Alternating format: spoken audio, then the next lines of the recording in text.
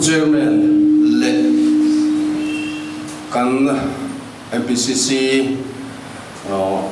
president zomta kulsota le kan senior member te ani hi ka kalapiang in an mel ka puchina than timuo in ka ria ai kum som ko ram kai to te ania program om pia phur takatilai tarman on uak chin hi ro pui khopin ka ria congress hausak na thuru nin ka ria hi lom om ka tia ton khia tam tak an naya an ni hian a karil ru te in an la chak that lai te hian interview te po hila nei tur ani hi ti te ka ngai tur thin ani me ka mu ro hian kan soi de uthu ani chu an ni lu ka tia ti chuan hei goina kan thopui te ino culture le mai vai chi bai ka bu chewa ti ti mai tukin helai mun kan thlen khan lo la ruak de huai mai ya dar som pani trana ni thina som pakhat kan han ti de uthuta chulai chuan som pani mo ti no ma niang an ti ya ati ra phe kha chuan ka kal mu mal tu kan om lo mai om nge kha tia ma se he laron kal bel zel ta hey hol chung in chung po kan leng ta lo pon la ma te thut na han rem bel te ngai ta hial ma ya alom le mai congress party te boro ka kang zel ni in alanga chu tiam tu chuan thei to kan chu chho zel anga kan vai hian chu mo phurna keng tu te chu kan ni ti hria ila ati tur bi kan om lo kan vai in tha kan thonga ya sathum thali chau thei to kan chu chuan sarkar nai kan kuta omanga pulal so ta ministry dom tak mai zoramina ala mel khiat ngai lo ministry danglam tak mitin huam mirathei atanga million ber sarkar mu tho dan kalphum po fel fai zo kha kan nei thei don ani ya a step kan ren don ani chumi tu chuan kan vai kan tho ho ngai ni ti kha ma sai kan soi do ni ole tun chu ma hian a speaker per tur ang zia zanga min han ruam man veli ka samang reng khop maya makha ka ti de urawa tin hei congress kan ron lu nu hianin ka ton riat voi khat ne ka tong chho mol maya kan han zina political platform a thu kan soi ngai lawa khotin maya kan vakala kan han soi ve te hi kei chu avoi khat na kha ni zel ani tu ma kan na tho phunga te chuan kan vakala camera ne report kan va siam kha ni ya tu na chuan kal phunga danglam ta dai maya avoi na po hian ka dam chunga ka thil ton ngai lo political session a resource person min han wo atlat maya hupurom doang rengkho mai soi tur hi ka ngai ma se ka soi tur hi soi vek lo athazo hin ka ria ke hi chu parom de mai dik lo nia hiat au ve pop bai thin ka ni ya ma ni la ka thil soi te po khana hong rei ma in chai ange ni social media la mala lo renga the mai chung de te po hi ngai ni te po hian kan ria ang po ni se ka thu soi tur hi ka thanga enge ka soyang ti ka ngai to a thilin person de te po hi soi ngai do ni kan sia wale po ni se la hey voina hianin kan fiat thep angin mi pui thin lum lu tu social media lama darna se me mai kan ria ne BJP sarkar biren singh akai ruai manipur sarkar in thapui thoa kan zo na tha u nau te chunga kuta tha na ku lakal zel yan ril rual walo thei lawa nemin pia lawa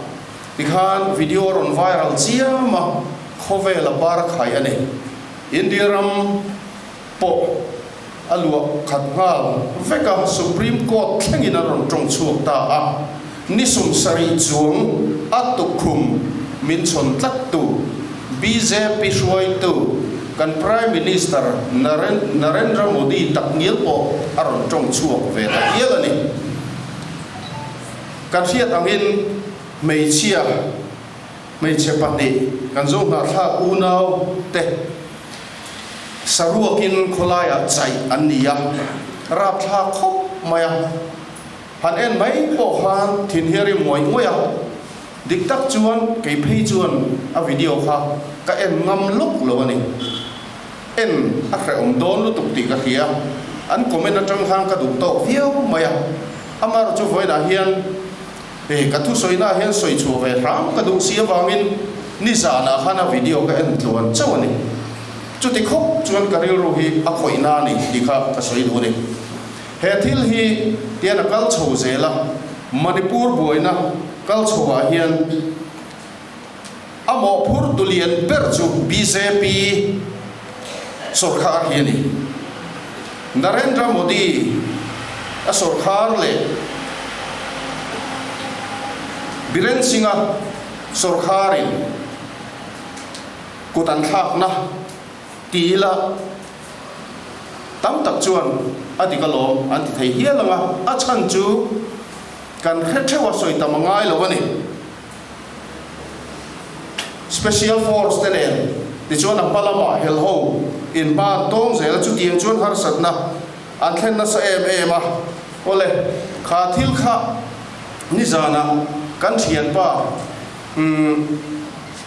churchan purami lamkami ka han phona he thil hianin India rampum malu ania Mizoram po alu na sa em a hei kong zo te po hoi bang turan di dona ka tu soi tura hen han soi chua te po ka du ve dona katia an lo lai na tom le maya kha hei chia pakhat zo kha anau pang zo kha ti maya kha ngei khani in ka khia atia achan chu Manipura khianin internet an la shut down char mai ni mai ni thuma tang bulin tang kha dia mai ni li lai lama tangin internet an shut down na voin thleng hian shut down la nia naktu ka hianin internet ka pan du chuan zanin a tang hian booking ka tianga ya kan lam hang ve to ka ti lo thei lo in a mingin a rundala kan ti ve to ka ni tu na pon karon ko chak thei lo che a tia kha mai chia kha không ai thắc lẽ mà nhập pakhat zo phê khát chú à cái thui lúc tục lova anh đủ chapa lệ apa anh thata anh đi khát khan anh manan bong suala anh chạy ta kha anh ta à mấy đi thil khen đại tổ kha anh à thì chuan internet shutdown anh đi vangin puvan thil reng chiat lo kan nga em maya kha video po khame ni li mi dai to khania tu na aron viral chawa ti hian ram puma athang ta ni chawa nakina internet kan nei huna chuan kan khiat lo ril rutina tu thil ra tha hi kan khena sadon to kan ti min lo khiat sak don dia ati ni adik don via vin ka ria kha me chia kha anu chapa le apa tha sakan dia an van doi le maya anu hi alo kan sarve le lak boxia ti chuan kan sar a stage 3 vela ni to e dia dam doi na tuna e kolme kan dia ti chuan national TV te pon an han interviewa sarkar ne na enge soidu berti inan zota ani chuan silai min pe ula mấy tỷ cả lum cả đuôi ni atie ni anin be na hiya na mai lova ngong kanin tan saka kanin pong suala in kanin hal saka thisen kanin chua athen bora chunga an khunga an vodluma athen madrasin resign an tela konvartu yan le an hal luma kanin khoida hi an mai lova chu wang chuan in sui fin le chi zia zang an dilova separation ro reng na san an ngiat tarenga chu thil om tak po ni in kan ri ani ol heng thil zong sunga hian amo phur tu chu BJP sarkar an ni lo thei lova chu ti me la ya BJP mal som na don tum le an ma ni mong zoma NDA ani emon neda ani emo lo tho pui hi zofa de tan hian achi lova chu tiang ti kanomani chuan khowai takin tun in than lo om tura hian i hrerengang u i vote lo ngamang u ti ka soi neta ani emo NDA emo kan la tho pui ve lo ani pon election fund don tuma an blessing don tuma lo phe kan omani chuan an ma ni ne ang khat tho an ni ti I share ngu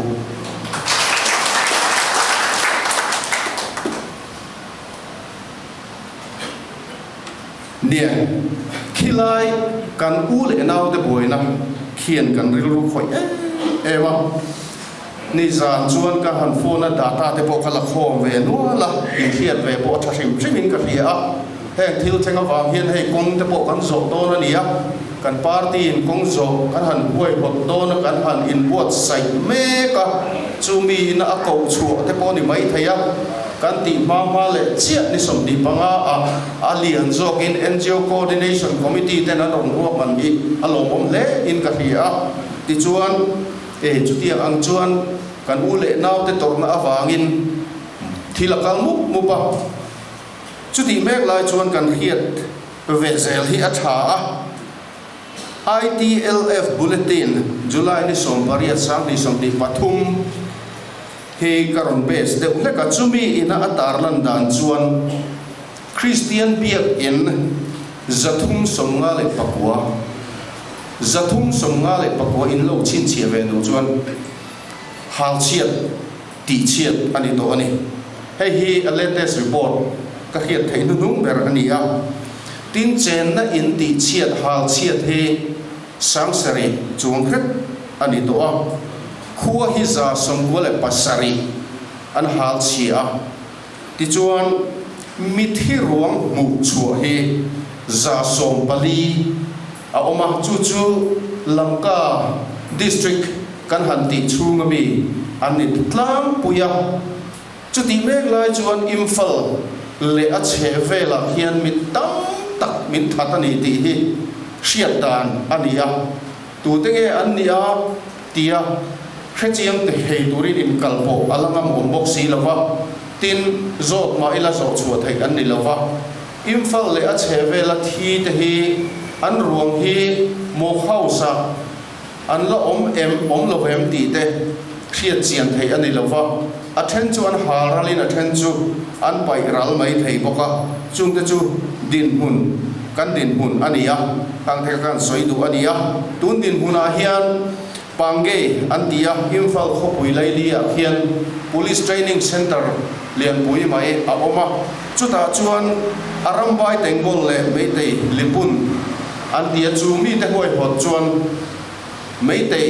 nula le tlangwal thalai an training mup maya zona tha kan ule nau te chen na run turin chu mi te chu an import sai me ka ni ti hi tu na hen thu thanga om me ka hei hi ni zana ka information don ania chuta training te chu buaina are huna police in trang ve kang ti nan tiama indona thi an bomani chuan an chung te he na zona tha ule nau te in le lo le an hun ma te pek an ni anga in le lo pek an tiam bokani chutiang chon na satakin in bo sai na hi akal me ka ni ti te kha kan soi do ni ole khila kan bar khila kan Manipur ule nau te torna chu khati kha ka soi thei chin ni ta sela ela yang kan sia reng tu chu ni china ka soi kha hemia mo phur tu te le heti khopa kan thi sen chua min be tu te Christian te nek che pa min chi brala min nuai chimi tung tu te hi tu te dang an ni lawa BJP sarkar ani chumi te lo mong som emo lo tho pui emo an blessing lo don tung elai Mizoram ata kan omani chuan kha chu kan thik thu a chele don ani ti hi zoram mi puiten min lo hiat sak sela ten zoram mi puiten chu kan ngai thona ni sela ti kha kan soi du boka kan soi non le ani e ole poina hen thu soi tur kha in kar ki deu ka soi don ka ti kha ni e hei helai kan ron lu chan hi e pulal so ta hi ka mi hiat chian ani ya ka soi photo thina hei mun thang thanga kan kala kho thang thanga ka thu soina te po ka soi lang to thin veng khata kan oma puso ta hi ka mi hiat chian ani OMA kan ti ho thina VC te kan ti ho thin local council pian ma khan mission veng thang lok VC masaber mission veng atanga a indan lim khan VC secretary ka oma ti chuan an nuwa elected VC at kan han chowa puso ta tene kan ti ho raya tiang chuan VC a hian puso ta tene hian tram ni kan om ho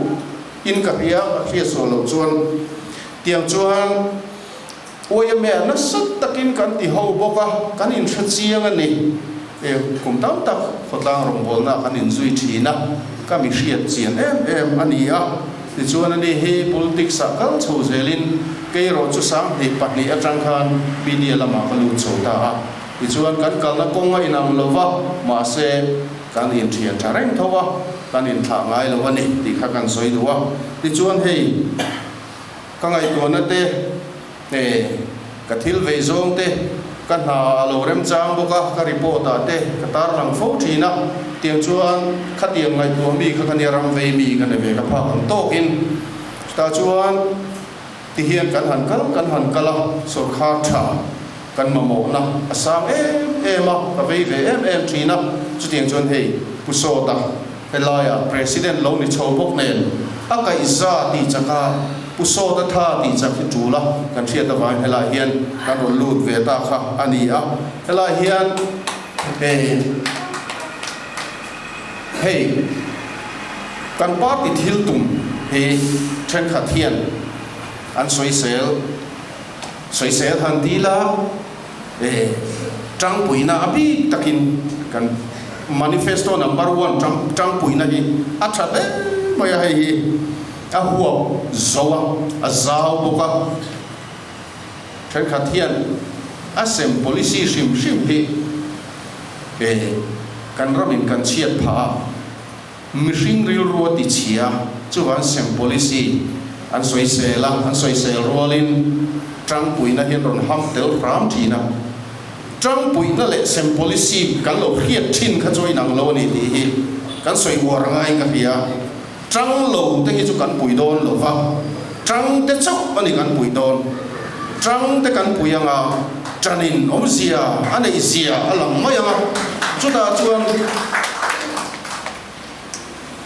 trang ngai lo tran na chang hello te po an trang anga ti chuan kan va in pa kan so mai don alo nia he trang puina policy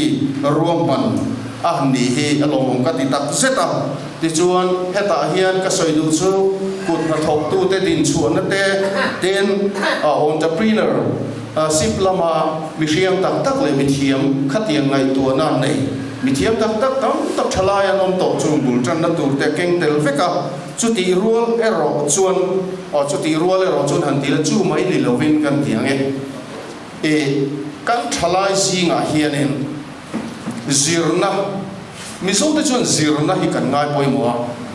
re thei har sa te ma ni la kan fa te kan tu le fa te zirna kan ngai poi mo vek mai ni chulai chuanin ni mit engeri mi ambitious zir du ngoi zir zom zel na tur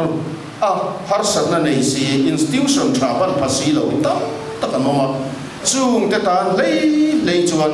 he kan trang pui na hi aman thei zel don ani ti te kan fiat chho zel phei chuan phu rong hi ka ti mani mani deu lo ka khan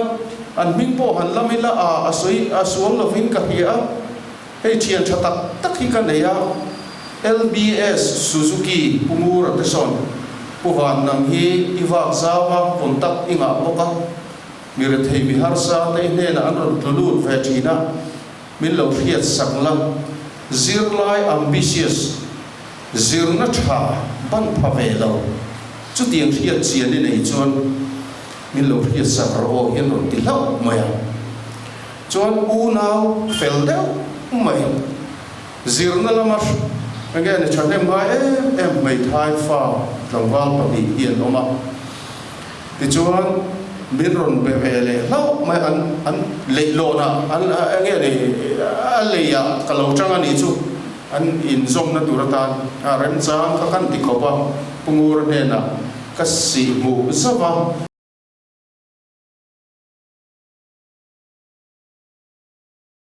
ti chuan ka in biak tira ti chuan pungur ten lo sponsor do na he ta phai lama le khazir na sang zo akal na tur sen so zong zong azir puitlin thlagin pungur te LBS Suzuki hian antum sak do na ni khatiang ang khan mi hausa in petak tak hian oma ti chuan chung kan soi to na chan chu kan hiat si lo hian mi harsa zirna lama rual o trangpui ngai ngoi trangpui tur hian tam em chung te puina tur chu he kan trangpui na te po hian atel thei vekani ti te kha he kan siatin kapur thar pha em moi ni ti te kha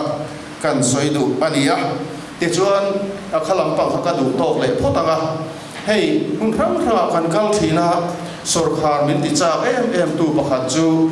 kan environment kan so sam na salu tu hinia kan bol ho pai dan fel lo te kan au ve na sa thina ti chuan kan lei vung pai dan fel lo win kan lui dung ti chiat na sat dan te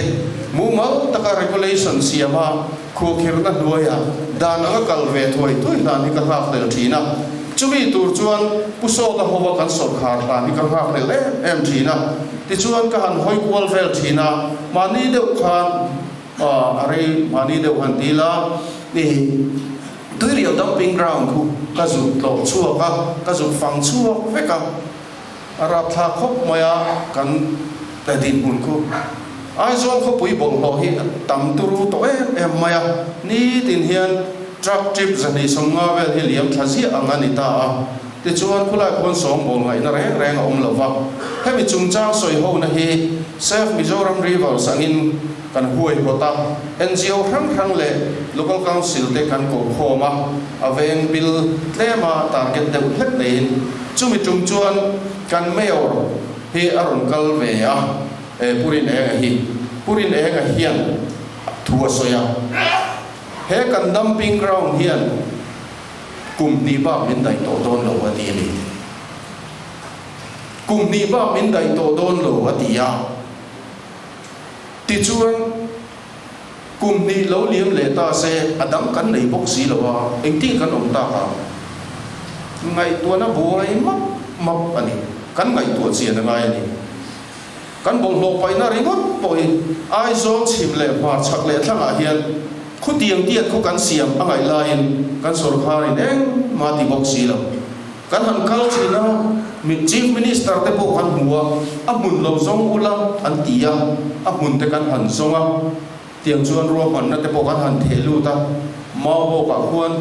an local council in hun thatak mai pakhat min si huwa amuna kan kala kan te a technical meet and engineer te ne a approach road te po asiam that dan tu ro man na engkin tila hian sum chu ti za ta ngai ti thangin kan ngai tu puya voin thangin khu bo zui lo ina la oma eng te kan oma ho na kum le lo ka hian bol lo pai na kan nei to don lo ka amaro chu puso ta hovin kan sarkar man do ro man na kan siam man tura ka ngai chu chuan tle min mi ti sa ai de ni boy ta da wania kan din bun ni thing lu bu lo zong dan ang de ni te hian ken thati na chang chu kal na tur dang om chong si lo tlan chiat ngai bo si khoi kan tlan chiat ta khoi la ngai kan kalam angai na om lo tuna kan kal dan hi lu a boi tha kho ma lu hai map thina ni le boina hian hei soi tur tam ta ka oma chen khatin thui soi rei lu tuk thina tui ta lu tuk thin thu soi to hi zero min tia ni e thu soi to te kan zero lo ngai ve reng ta maya ka tin masak tar kha chuan ka hu ngang maya ma se kan lo lung muang tiang kho sang ra ka han soya soi rei ta to la then zo lo ka soi lu lung per apa ka cha dar kar khat ka soi ling ti ta maya a zia lo ang reng le maya zir reng mai hi ngaya engkim mai hi thu soi to te poi zira ngai ni hi ti te voina hian ka ngai to na oma chung te chukan soin thil tul pei chu ni lo ole voina ka ti hun tha kan nei thei lo om ka ti ya e kan han fe chu ko nga nak tu ka hian sai tul lam kal turi kan im bo sai do ne mo kan ti ya ma se thingtlang ram riam mi den lo tama wangin in ko khom hal zum zunga harsa an ti ya hun dang ruat mai kan ti kan ho du den hun dang an ruat ni ka hi ya ni jon tho tana hian thang kho thang lam pa ma han ho du den min tir liam thale do na ni ya yang chuan nàng kan han fe kuak saranga huna in thei to pin lo trong trai ula sor kha cha lo so da hova kan siam nge thei nan thei to choi lam i trong trai u pathian lo som na i di lang u kan lo me